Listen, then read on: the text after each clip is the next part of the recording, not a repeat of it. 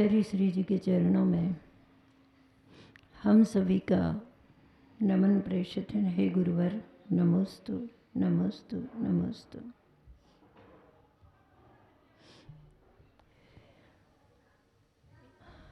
संस्मरणों के बीच में अभी कहा जा रहा था कि आज के दिवस भी पता नहीं कौन सा इतिहास रचा जाने वाला है। सभी को विदित है कि आज पूर्णायु जबलपुर में वास्तव में ऐतिहासिक कार्य होने जा रहा है। वह ऐतिहासिक कार्य क्या है? वर्षों से जिसकी योजना चल रही थी, वर्षों से जिस योजना को सफल करने के लिए श्रावकगण तत्पर थे, तन मन धन से, और गुरुदेव के साक्षात सानिध्य में वह कार्य संपन्न हो, इस भावना से अभी तक वह कार्य नहीं हो पाया। किंतु आज गुरुदेव का साक्षात सानिध्य है और उनका चातुर्मासवी पूर्णायु तिलवारा घाट जबलपुर में हुआ है। जिस उद्देश्य से लोगों ने भावना बनाई थी, वैसे साधु का उद्देश्य तो चातुर्मास के समय में ज्ञान ध्यान साधना करने का ही होता है, और वे इस वर्षा युग में ज्ञान ध्यान की साधना ही करते हैं। फिर भी श्रावकगण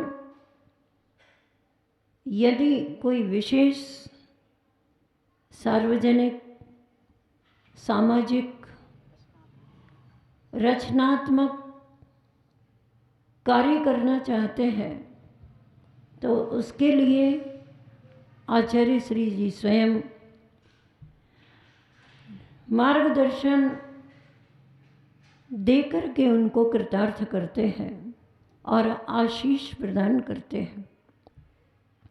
सुना है आज की सुप्रभात वेला में जिन शासनाचार्य स्वर्ण महोत्सव वर्ष की आगवानी में 2017 एवं 2018 में एक वर्ष तक सभी ने आचार्य श्री जी विद्यासागर जी महाराज का संयम स्वर्ण महोत्सव मनाया था, और जिसका समापन यही स्वर्णोदय अतिशय क्षेत्र खजुराहो जी में हुआ था। आप सभी के मानस पटल पर वह अंकित है और भविष्य में भी अंकित रहेगा, और तब तक पुनः आपको द्वितीय अवसर प्राप्त हो जाएगा।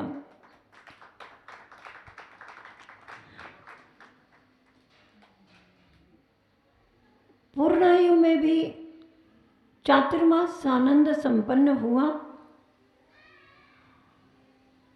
और पूर्णायु आयुर्वेद चिकित्सालय, जिसका नाम दिया गया है पूर्णायु,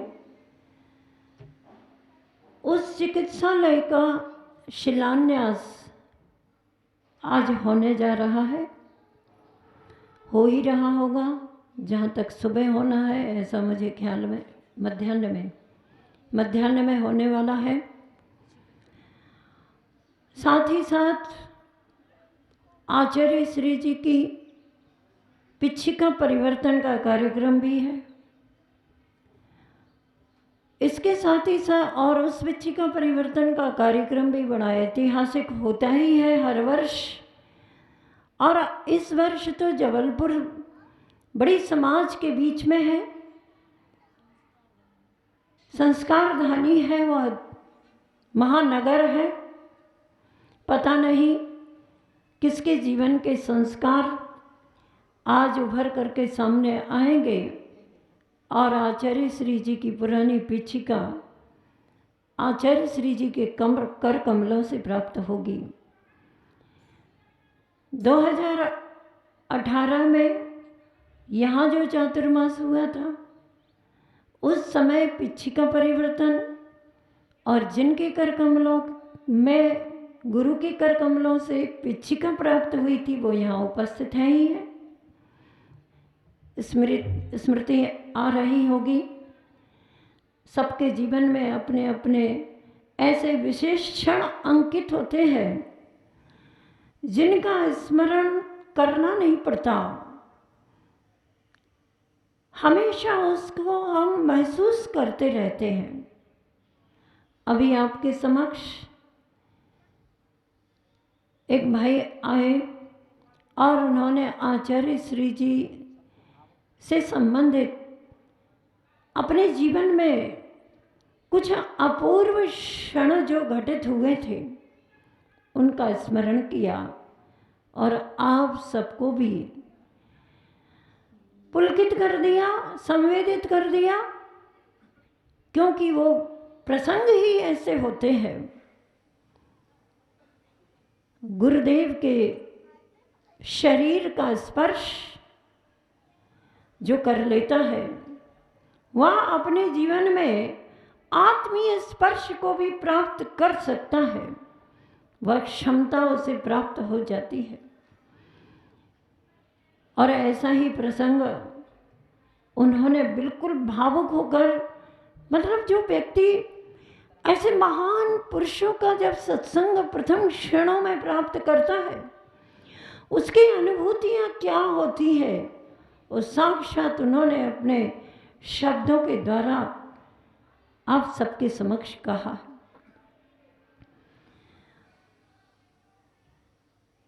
बहुत सारे प्रसंग सभी के जीवन में, किसी की अस्वस्थ दशा में गुरु का आशीष प्राप्त हुआ तो वे स्वस्थ हो गए, किसी को अपना कोई विशेष कार्य करना है और आशीष प्राप्त हुआ, उनके वे कार्य सफल हो गए, किसी को बहुत अच्छा कोई लेखन आदि करना है और गुरु का आशीष प्राप्त किया, वे लेखन में सफल हो गए, किसी को मोक्ष मार्ग में आगे बढ़ने की भावना जागृत हुई, गुरु जी का आशीष प्राप्त हुआ, वे मोक्ष मार्ग में आगे बढ़ गए। इस तरह से आचार्य श्री जी का आशीर्वाद हमेशा सफलता सूचक होता ही है। आचार्य श्री जी के आशीर्वाद से उन्होंने स्वास्थ्य लाभ प्राप्त किया। गुरु जी का आशीर्वाद तो जादुई आशीर्वाद होता ही होता है, क्योंकि उनका जीवन मंत्रित है, हमेशा मंत्र का जाप करते हैं, उनके वचन सत्य महाव्रत से सहित है। उन्होंने कह दिया अगर हाँ ठीक हो जाएगा, हाँ मिल जाएगा, हाँ तुम सफल हो जाओगे, बस फिर तो मिलना ही है, फिर तो ठीक होना ही है और फिर तो सफल होना ही है। एक बार का प्रसंग, जब हम लोगों ने दुर्ग में चातुर्मास किया था, दुर्ग चातुर्मास करने के उपरांत राजनांदगांव डोंगरगांव होते हुए डोंगरगढ़ पहुंच रहे थे। दुर्ग से ही मुझे स्वयं बहुत तेज सर्दी जुकाम का प्रभाव प्रारंभ हो चुका था, ठंड भी बढ़ गई। 1 महीने हो गया, 1.5 महीने हो गया, कफ का प्रभाव बहुत अधिक हो गया। डोंगरगांव में दीक्षा दिवस की डेट आई, कार्यक्रम संपन्न हुए। कुछ दिन वहाँ हम लोग रुके, लेकिन उस शीत के प्रकोप में कफ का प्रभाव बढ़ता चला गया। गुरु जी के संकेत प्राप्त हुए डोंगरगढ़ चंद्रगिरी पहुँचने का। धीरे धीरे करके वहाँ पहुँचे। वहाँ पर भी तिथि से दीक्षा दिवस, रजत वर्ष का प्रारंभ दिवस था वर्ष का, वह कार्यक्रम संपन्न हुआ। वहाँ पर भी हम लोग 1-1.5 महीने तक रुके, लेकिन कफ का प्रभाव कम नहीं हुआ। धीरे धीरे बुखार आना, ज्वर आना भी शुरू हो गया। 100 डिग्री, 1 डिग्री, 2 डिग्री तक बुखार चलता रहता। जब कभी खांसी बहुत तेजी से आती और खांसी करते करते अब पसलियों में भी दम नहीं बची। बहनें आचार्य श्री जी के पास गई, चूँकि संकेत लेना थे कि अब आगे का विहार कहाँ करना है और कब करना है। आचार्य श्री जी ने संकेत दे दिए। अब आगे का विहार रामटेक होते हुए नागपुर का है। वहाँ से लगभग 200 किलोमीटर होगा लगभग। जब बहने और वहाँ पर बताया कि माता जी की स्थिति तो ठीक नहीं है, फीवर भी है और कफ की परेशानी 2-2.5 महीने से चल ही रही है। श्वास लेने में भी तकलीफ़ होती है, खांसने में भी तकलीफ़ होती है और बुखार तो लगभग बना ही रहता है। तब आचार्य श्री जी ने बहनों से कहा, किसी का रेफरेंस दे करके उन्होंने ये सिद्ध किया था उस समय कि ये बुखार किसी किसी के शरीर की प्रकृति में भी आ जाता है, तो थोड़ा बहुत बना रहता है। जब बहनें आई, उन्होंने संकेत बताए और ये भी बताया कि आचार्य श्री जी ने आपके बारे में रेफरेंस दे करके ये कहा, मतलब आपके शरीर की प्रकृति में भी थोड़ा बुखार का प्रभाव बना हुआ है, कोई बात नहीं, आशीर्वाद विहार करना है। जब गुरु जी बोल देते हैं कि विहार करना है और आशीर्वाद दे देते हैं, फिर इसके बाद हम लोग कुछ नहीं सोचते हैं, कैसी भी स्थिति हो, क्योंकि उनके आशीर्वाद में ऐसी शक्ति होती है कि जो जो परेशानियां होती हैं वे धीरे धीरे करके कम होती ही जाती हैं। और आचार्य श्री हमेशा कहते हैं, क्षेत्र परिवर्तन कर लो तो उससे भी स्वास्थ्य पर अंतर आ जाता है। आचार्य श्री जी ने स्वयं ने, आप सभी ने सुना होगा, जब रामटेक में आचार्य श्री की स्थिति कितनी गड़बड़ थी, कितने अस्वस्थ थे, यहाँ तक कि एक कदम चलने में वे स्वयं समर्थ नहीं थे। एक दिन तो आहार के लिए जब गए थे तब वापस लौटना उन्हें मुश्किल हो गया था। मुनि राजा ने कैसे कैसे करके अपने स्थान तक पहुंचाया था। बहुत दर्दीली अवस्थाएं आचार्य श्री जी के जीवन में स्वास्थ्य संबंधी आई हैं। कई प्रसंग हम लोगों ने साक्षात देखे हैं और कई सुने भी हैं। ऐसे ही धनतेरस आदि का दिन था, हुआ ये विहार प्रारंभ हुआ। विहार करते करते रास्ते में तकलीफ बढ़ी भी, लेकिन कुछ ध्यान नहीं दिया उस ओर, क्योंकि जब कभी विहार करते तो वारिकाएँ स्वयं मुझे सहारा दे करके, जब चलने में असमर्थ होती हूँ तो सहारा दे करके चलती चलती आ गए रामटेक के निकट। रात में जब विश्राम किया, एक स्थान पर रुके। अब स्थिति कुछ ज़्यादा कुछ ऐसी बढ़ गई कि मुझे करवट लेने में, उठने बैठने में पूरा फीलिंग होने लगा कि अब तो मेरा बहुत मुश्किल है। और रामटेक पहुँचते पहुँचते तक तो बिल्कुल ऐसी कंडीशन आई कि मुझे लगने लगा श्वास लेने में, करवट लेने में, बैठने में, उठने में इतनी परेशानी कि मैं सोच नहीं पा रही थी कि आखिर हो क्या गया है। आप स्वयं समझ सकते, 2-2.5 महीने तक जहाँ कफ की परेशानी रही हो, उस समय चेकअप किए, वहीं रामटेक में कुछ मशीनरी चेकअप, एक्सरे आदि किया कि कहीं क्या पता क्या हो गया। एक्सरे निकाला गया और भी दूसरे टेस्ट किए। मेरे आंखों से आंसू झरझर झर रहे हैं कि मैं जिस टेस्ट कराने को दूसरी माताजी को, कोई बहनों को करवाती थी, वही टेस्ट आज मुझे करवाना पड़ रहा।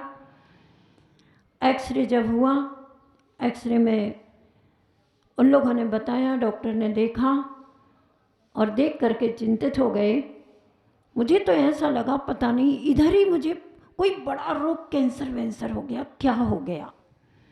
और जब एक्सरे से पता चला तो डॉक्टर पीसी जैन जबलपुर को वह भेजा और वहाँ आचार्य श्री जी उपस्थित थे। 24 समूह शरण विधान वहाँ पर चल रहा था। बहनें वहाँ पहुँचती हैं कि बहुत परेशानी में है और ये एक्सरे की कंडीशन है। डॉक्टर भी कह रहे हैं कि अब तो चिंताजनक स्थिति है।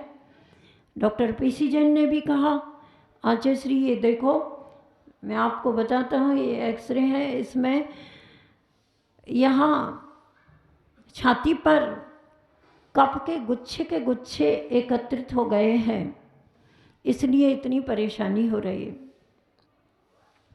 जब आचार्य श्री ने देखा तो कहते हैं, देखो मैंने इस स्थिति में उसको बिहार करवा दिया,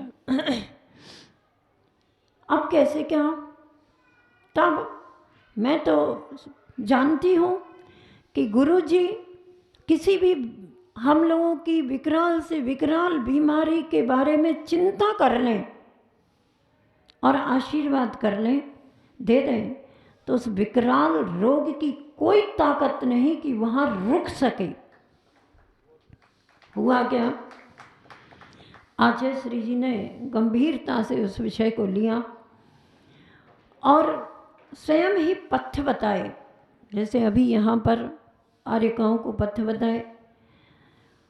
बताया और कहा 1 सप्ताह तक ऐसा आहार लेना है।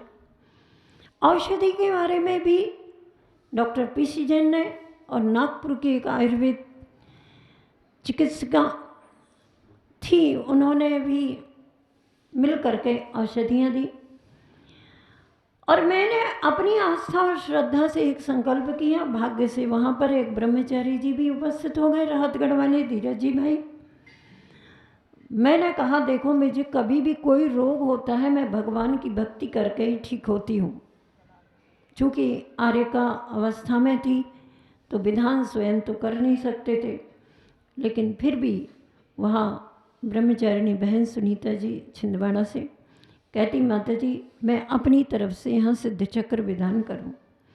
तो 8 दिन का समय ना सही, क्योंकि नागपुर पहुँचना था। 5 दिन में वह श्री सिद्ध चक्र विधान सानंद संपन्न किया।